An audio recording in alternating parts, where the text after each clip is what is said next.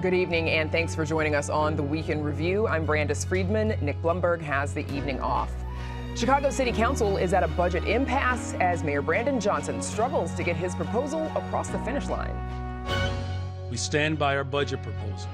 There are not any magic third options between cuts to core services and layoffs and revenue. Anyone who wants to pretend otherwise is being disingenuous. The mayor's $16 billion proposal faces a major setback as the Finance Committee fails to advance the plan. That's about $700 that's tacked onto the tax bill of every single home in Chicago. Chicago homeowners are experiencing sticker shock as a study shows the median property tax bill rising more than 16%.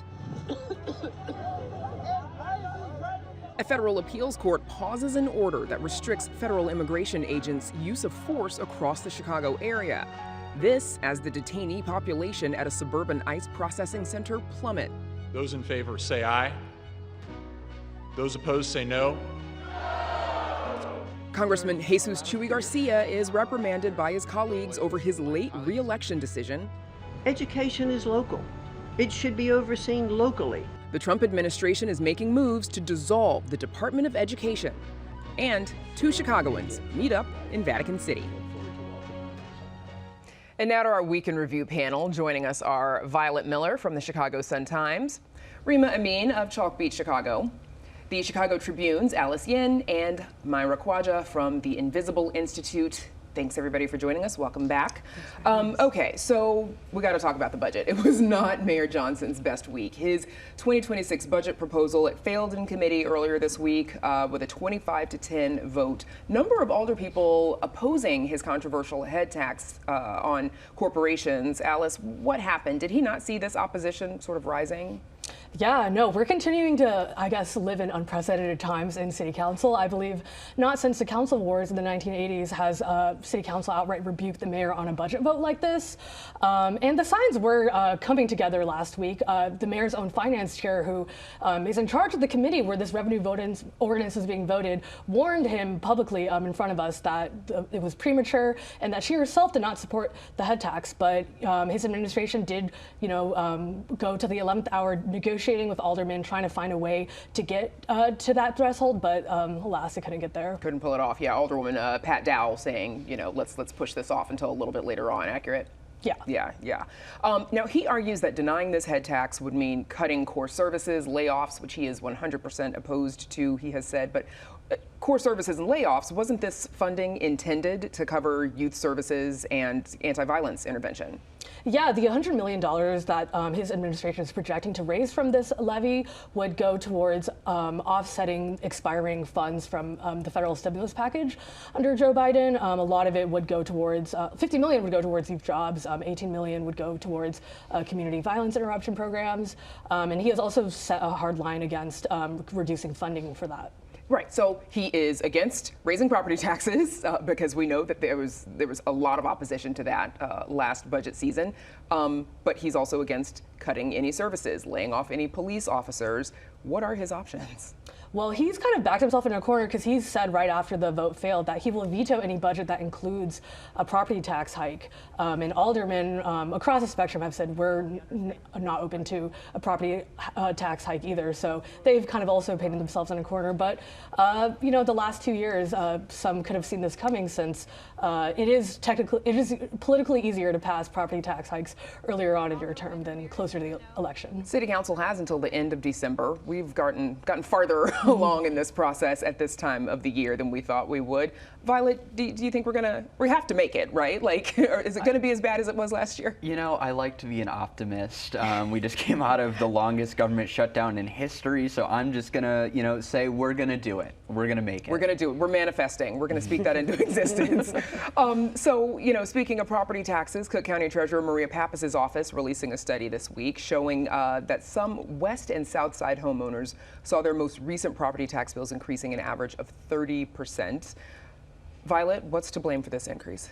So this is building on a report that came out earlier this year, also from the Treasurer's Office, showing a broken property tax appeal system as well. So we saw businesses getting $25.5 billion in reductions through the property tax appeal system last year, whereas homeowners just got $2.8 billion in reductions. So ultimately, homeowners saw a 16% reduction, where businesses saw a 20% reduction. And the homeowners hit hardest, of course, are those with the lease. So folks making $50,000 or less a year, they saw the largest tax increases. And so that's what's being reflected now. You know, this study coming out showing that the South and West sides, again, unshockingly, are being hit the hardest by this. So to that point, there's a disparity, as we said, between the South and West Side homeowners in predominantly Black and Latino neighborhoods, where they're seeing, 99, 100+% increases, compared to property owners in Lincoln Park, only seeing barely a 6% increase. Alice, what's happening there? Yeah, the way the assessing property values works in Cook County is that, if one part of the city or county has their property values decrease, and the other parts of the city will inhibit more share of the burden. And by the way, the Cook County assessor is a separately elected office. Yes. The mayor and city council don't determine your property values. But yeah, that does paint the mayor in an even bigger pickle to getting to 26 out of 50 votes, because he can't just get over that hump, but with the Progressive Caucus support, and they don't all support his budget. But the Black Caucus will be hard pressed to approve tax increases as well. All that much harder, obviously, when you look at communities that are experiencing a greater increase than some of the others. Is there a solution to this property tax situation? Anyone? Violet? I think that is the $1 million question, The or rather billion-dollar billions. question. Yeah, and so I think that the blame has been kind of tossed around. I mean, some folks have pointed at the assessor's office. Some folks have pointed at the COVID pandemic even. Properties were vacant during that time, and so they were assessed differently for vacant office space and things like that. So all of these things kind of factor in, but the bottom line is that folks in Pilsen and other neighborhoods like it are being priced out of their homes, priced out of their businesses even, because even the business owners in those areas are being forced out. So it really doesn't seem like there's any solid solution in sight, but the fact of the matter remains, people are suffering. Rima, what's your reaction when you look at the amount of increase that some communities are facing? Yeah, I mean, it just feels like one more thing piling on just kind of this broader affordability crisis that we've heard about with housing, with even groceries. You talk to voters here, you talk to voters in other places. This is kind of the top of the list of things people are concerned about. So just makes that burden heavier, it seems like. Right, just that much harder. Myra, I want to get you in here because you were part of a team of Chicago area journalists. You all investigated the use of chemical irritants by federal immigration agents. And real quick, I just want to shout out this cross-section of groups that got together to work on this. Block Club Chicago, Cicero Independiente, the Investigative Project on Race and Equity, Invisible Institute, Southside Weekly, and The Tribe. All y'all. And you found that they used that tactic nearly 50 times during Operation Midway Blitz. Why did DHS say they needed to use it so much? Oh, that's a great question. Well, I think that DHS has showed us time and time again that they act as if they are above the law, that they feel like they're doing what they need to do to clear out a street to make their arrests. And in comparison to what we know about chemical weapons, in Chicago, the superintendent has to approve the use before it's used. Hasn't been used on protesters since 2021. And so the way that DHS has been using it with reckless abandon, shows that they just have a disregard for residents, for bystanders, for protesters. The point is to make a spectacle out of what they're doing and to show ultimate military-style force. We know that on November 6th, a federal judge ordered agents not to use such riot control weapons like tear gas unless they felt it was absolutely necessary, that someone was to stop someone from physically harming another person. Yeah. And then we know there's been some back and forth over that ruling as well. But did the use of chemical irritants, did they lessen at all after that November 6th ruling? So since that November 6th ruling, we found that they used it at least 4 times in a way that appears to violate that order. Twice of those times, they were firing pepper spray from their moving vehicle into another moving vehicle. So causing, a lot of danger on the roads for the driver, but also to, other passengers, children inside the car. And so, yeah, they've been violating it. Yeah, and we've seen that video that circulated on social media of what appeared to be tear gas being fired into a moving car as people were driving away, and an infant was in the backseat and exposed to it. Myra, in your analysis of the videos, were the agents protecting themselves from violent crowds most of the time? So we found that 2/3 of the time you could completely confidently say that it was utterly peaceful. Now we found that there were six moments where people did throw objects, but those objects were mostly thrown after tear gas had already been deployed that day. And by objects, I mean like water bottles, things like that. So, so in my view, no, I don't think they were like acting in self-defense. That they were protecting themselves necessarily. Yeah. Now, you mentioned CPD and how they don't resort to tactics like tear gas and pepper spray for the reasons that you mentioned earlier. Are federal agents, are they just under less restrictive rules? Do they not also have to have a supervisor sign off on the use of a tear gas? They do operate under less restrictive rules. We don't have a complete picture of what they're supposed to be doing because the most recent rules that we know of are not from this administration, so I'm not sure if those rules have changed. But yeah, they operate under a different set of rules than CPD. But I think it's useful to know what CPD's rules are so that we can kind of understand like what is the standard of law enforcement and how are this group of people acting differently from what we know. And it sounds like we don't know what federal immigration agents' rules are if whatever the rules they're operating under are from a previous administration. I would say it's pretty clear that if CPD had done half of what we've seen federal agents do, our city would be in an even worse fiscal crisis. Yes, fiscal crisis, and also I think a different sort of response from the people of Chicago as well. Not that they have not responded, because we know that they have. Rima, a federal appeals court halted a sweeping order that restricts federal immigration agents' use of force across Chicago, as discussed. Do you think is this sort of a step backwards? I mean, I think many people would probably view it that way, even given the reporting that you just described. There seems to be a lot of evidence that, you know, they are kind of very much just violating the order that the court has put in place. And I think more broadly, it probably already, you know, agents' actions have had this huge chilling effect on immigrant communities across the city. They're not sending their kids to school as much, as an example. And so I think an action like that probably, you know, I don't think it'd be too much to say it has another chilling effect.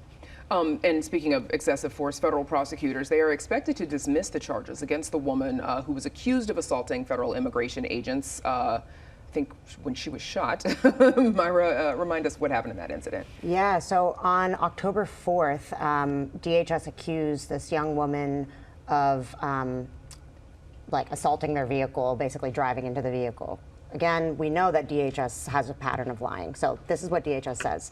The officer inside the car shoots her 5 times. He later on brags about his aim, about his shooting, calls her, you know, derogatory names. She drives herself continues to drive herself bleeding to a place where she can get help. And then the DOJ has filed a motion to drop the charges. So I do think that that is indicative of their understanding that DHS lies. Like, they know they don't have a case, otherwise why would they drop it? Give up on it. So yeah, the young woman is talking about this as a huge success, and I think a lot of community members are too. They got quite a talking to from federal judges yesterday about the unprecedented amount of just like a lack of information, a lack of evidence in some of these cases, leading to a lot of these charges being dropped. And this is something we've seen both in Chicago, in DC, across the country now, as CBP, ICE, and DHS in general has moved across the country, kind of engaging in conduct the way they have. So the detainee population at the ICE Processing Center in Broadview dropping significantly. Now this follows, as we know, federal agents leaving the Chicago area. Last time we checked, we think they were in Charlotte for what they are calling Charlotte's Web. But there's talk that they also may have moved on from Charlotte even. But Violet, what do we know about the conditions that detainees were living in at Broadview? So from the folks that I've spoken to, protesters who were detained who got inside, they said it was quite filthy. Lots of folks being held in very small rooms, cramped. From testimony of those who have been held inside the facility as immigrant detainees, we know that they were, did not have room to sleep. They were being forced to sleep near open toilets, not being provided food or water, or even in some cases medication. And so, there was just this kind of laundry list of items that the courts went through in issuing that temporary restraining order. And the MacArthur Justice Center, ACLU of Illinois, they brought a class action lawsuit seeking a temporary restraining order to address these, what they're calling inhumane and unlawful conditions at the facility. There was a hearing about it this week. What's happening with this case? Yeah, so it's interesting because it's almost difficult now with this dwindling population, as you mentioned. CBP agents, I should note, moving out of the Chicago area, not entirely, but that large contingent. We still have ICE agents here, we still have DHS and other federal agencies who are working on immigration enforcement. But more importantly, we recently saw attorneys for those groups tour the facility alongside the judge. They are currently withholding their statements for legal filing, so we'll hear more as they file more evidence into court. Mayor Broadview, Katrina Thompson, she's declared a civil emergency in her town, though. What does that mean for residents, and what led her there? So it's a really fancy way of saying that their town board meetings are going to be on Zoom now. So they're just like moved online. There are not like other consequences of this executive order, and that will go until the mayor herself determines that this threat is no longer there. She cited protests that have gotten rowdy, though protesters have pointed the finger back at police, as we've seen with recently the video of a pastor being pulled from the crowd amid relative calm. And so, she also cited a death threat against her last month, as well as a bomb threat against Village Hall. And so, this comes after a couple of board meetings have been canceled early amid protests. So, it seems like there's a couple of different things here, but it definitely seems like a way to avoid criticism at these meetings. Rima, you spoke with, you mentioned, parents and how they're handling this earlier. You spoke with a team of moms who are helping school communities amid all of this aggressive immigration enforcement. What do those efforts look like? Yeah, so this was a group of moms that work as part of parent mentor teams at schools. They volunteer their time or work part-time to just provide extra support to kids in schools. And this group of moms live on the southwest side, which has seen a lot of immigration activity. And they've kind of, pulled together to bring together resources for families they work with and their neighbors, in some cases themselves. They have, one mom sparked the idea for a food donation or like a food drive at the school she works at after hearing from families with particularly young mothers who are afraid to step outside to get diapers, milk. Another mom is giving other kids rides to school. There's another mother who's part of a rapid response team that checks for ICE activity. So it's really kind of interesting to hear these moms kind of handle the fears of immigration enforcement in their own lives, but also do what they felt was necessary to support their schools and their community. What do we know about the impact on students, grades, attendance? Yeah, so we did an analysis a few weeks ago that found that attendance has dropped compared to years prior to this one. Just right after Operation Midway Blitz was announced, there was like about a doubling of the attendance drop that usually happens around that time of the school year, and nearly 24 people we spoke to, linked that to immigration concerns. Other things that are squishier to kind of, quantify, but that I keep hearing about is this effect on student mental health. There's kids who are, just like anxious that their parents aren't going to come home, constantly texting them. They're afraid to go to school. We've seen that in the attendance data as well. So, just a lot of things that you can quantify, and then other things that you just keep hearing is really kind of steeped into really the daily lives of immigrant communities here. Yeah, a very tough time. Meanwhile, President Trump is making good on his promise to dismantle the Department of Education, saying that it's, quote, overrun. Well, that's not a quote, but he's saying it's overrun by liberal thinking. How is he doing this? So, these efforts started when he took office. The administration has cut back a lot of federal funding that goes to specific programs, but also he's trying to actually dismantle the department. So this latest move sends offices like the one that oversees K through 12 education to the Department of Labor. I believe there's other offices that are set to go there. But there's other departments that they haven't quite decided what to do with, including the one that oversees oversees services for students with disabilities.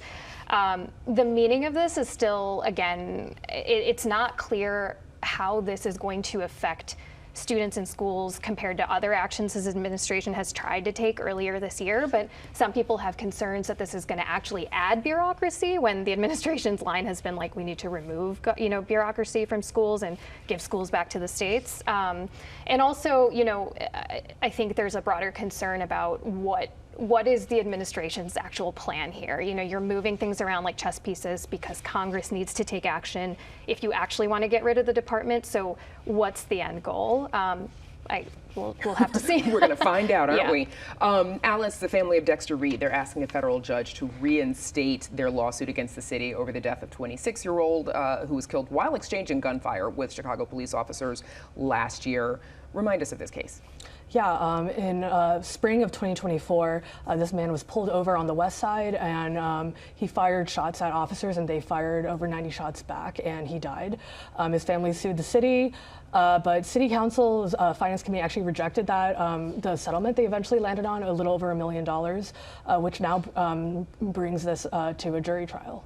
So it goes to a jury trial now. So what's kind of the case that the city is going to have to make, or the case that the family is going to have to make, for that matter?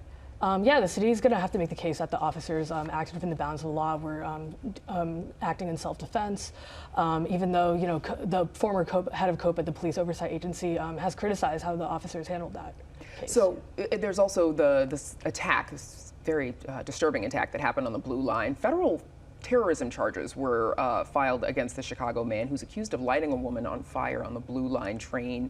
What do we know about this attack? Yeah, the suspect is also a suspect in other arsons around City Hall, convicted in a Thompson Center fire.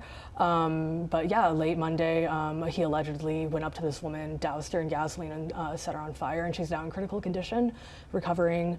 And now he's being charged in federal court. They're seeking the death penalty against him. So yeah, so all of that is disturbing. You put it all together. So also we've got Congressman Jesús Chuy García. He was censured by his colleagues in the House this week for his late exit from the race. Some are arguing that it sort of sets up this succession plan for his chief of staff to be in a position to run for his place. How serious is that accusation? How serious is it, Alice, if a member of the House is censured? Pretty serious. I would also say, to be fully frank, we in the Chicago media probably didn't expect the story to blow up nationally. But once it did, I feel like it did kind of make sense. I think the Democratic base for a while now has been fed up with this perception that party insiders are, pulling the strings instead of letting voters get their say. And yeah, even some Democrats sided with Republicans on this vote. Yeah, Myra, does it sound like sort of a reflection of the Chicago way? Even though, of course, Chuy García and Patty have Barack Obama's first election here, he knocked someone off the ballot. Yeah, I do think it's the Chicago way, and also just like the Democratic Party way. And so I definitely understand why this became national news, because I think people are looking for these examples of like, okay, how can we intervene and stop this from continuing? And this is, I'm sure Chuy García was not expecting it to receive this attention. Probably not. Violet, celebrations held across the city for Transgender Day of Remembrance yesterday in honor of that day. How did locals come together for it? So lots of folks did a lot of different things, a lot of candlelight vigils. That's definitely the main thing, but a lot of folks doing kind of celebrations of life, celebrating those that have been lost, throughout the year. But it's kind of a moment to reflect. We're looking at some of the data that we're getting, and it's tough to come by because nobody is tracking the deaths of trans people, suicides of trans people. It's not something the Cook County Medical Examiner does or other larger agencies. But according to nonprofits and volunteer organizations that have done the tracking this year, we've had 29 trans youth suicides since the beginning of the year. That's compared to 4 last year and 6 the year before. So obviously, this is something that we're seeing in that kind of data that, like I said, is patchwork as it's reported to them. Though parents don't always feel comfortable coming out, whether they don't feel feel comfortable with their child's identity, or they fear retribution from the larger media ecosystem. So it's hard to tell, but we do know that the state's suicide crisis line for LGBT youth has seen over 150,000 calls this year, expected to surpass 180,000. So this is all just kind of a widening crisis as the federal government continues to target trans people and essentially push them out of public life. Okay, that's where we'll have to leave it. Thank you for your coverage on that. Thanks to all of you for joining us on Week in Review. We're out of time. Violet Miller, Rima Amin, Alice Yin, and Myra Kwaja. Thanks again. And we're back to wrap things up right after this. Tonight's presentation of Week in Review is made possible in part by Ann and Rich Carr, BNSF Railway, and Francine and Dr. Anthony Brown.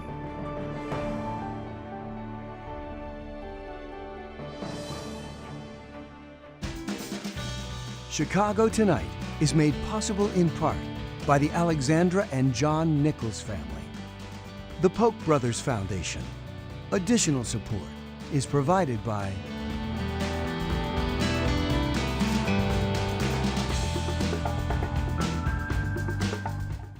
And that's our show for this Friday night. Be sure to sign up for our free email newsletter, The Daily Chicagoan, at WTTW.com/newsletter. Now, for the Week in Review, I'm Brandis Friedman. Thank you for watching. Stay healthy, stay safe, and stay informed. Have a great weekend, everybody. Okay, so the Michelin Guide announced its stars for Chicago. Notably, Alinea used to be 3 stars. Lost a star, star fell. We had a breaking came down news to alert 2. about that. I know. I did too. Have you all been to Alinea? I haven't, but shout out to my friend Jason Malamed who used to work there. You'll always be a 4-star chef in my eyes. 4-star. They only needed 3. Does anybody have like a favorite Michelin-starred restaurant? Kasama, maybe, I guess. Yeah. They just got another star. They did. They did get. So what are they up to? Got 2, I think. Did Boonies get one? I do not know. Filipino place. Right. Very I good. love Regardless, Boonies. Yeah, phenomenal. they're good Yeah, anyway. highly Whether or not recommend. they've got. I wonder if they're Bib Gourmand. Wait, I wonder if they're on Michelin's Bib Gourmand list that instead might of be. starred. Yeah. Listen, which I'm is not like- a. Closed captioning is made possible by Robert A. Clifford and Clifford Law Offices, wishing all a happy and healthy holiday season.